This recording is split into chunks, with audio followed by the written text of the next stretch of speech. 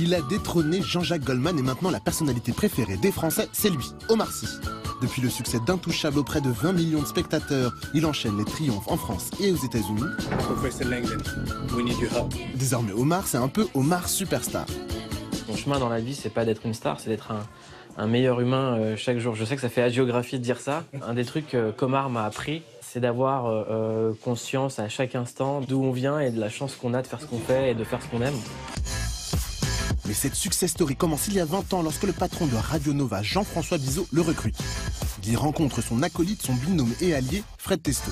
Le duo Ebonienne Ivory brille sur Canal+, dans le cinéma de Jamel, le Visiophone, sur scène dans Omar et Fred, le spectacle, et avec le service après-vente des émissions qu'il ferme en 2012.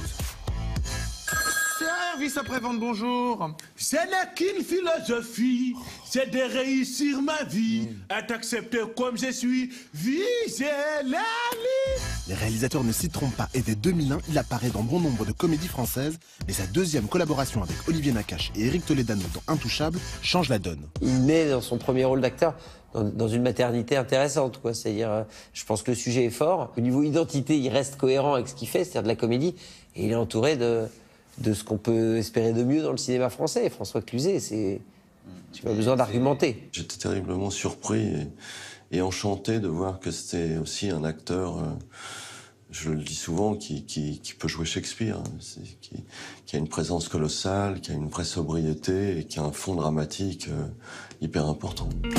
À son corps défendant, il devient une sorte de porte-étendard ici en France lorsque l'acteur et réalisateur Roche Dizem lui confie le rôle de Raphaël Padilla, le clown Chocolat, star de la belle époque tombée dans l'oubli. Si on est un peu plus lucide, de toute façon, on n'a pas d'autre choix comme Arcy.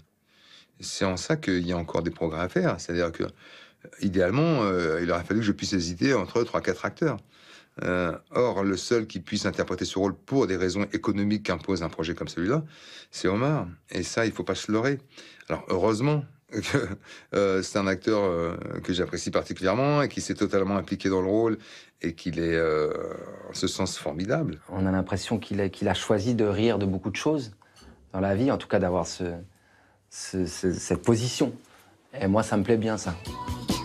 Pour son nouveau film Demain, tout commence de Hugo Gélin, il s'essaye à la comédie dramatique. Il interprète un jeune fêtard à qui une ancienne conquête lui confie un bébé de quelques mois, sa fille. Christine! T'as oublié tes affaires! Avez-vous la moindre idée des conséquences de votre éducation sur Gloria? La semaine dernière, elle n'est pas venue du tout. Ah bon? Même pas le lundi? Il est riche, il est complet, il est complexe, il a plein de facettes en lui passionnantes qu'on ne connaît pas encore. Et donc il y a d'autres films qu'il va falloir voir avec lui et qui vont arriver bientôt dans les années qui viennent parce qu'il y a plein de choses à découvrir de lui.